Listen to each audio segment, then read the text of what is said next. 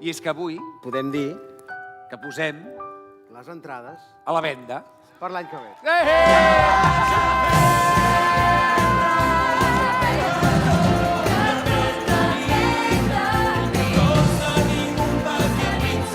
L'any que ve hi haurà la 6ª temporada del Petit Príncep. Meravellós, meravellós.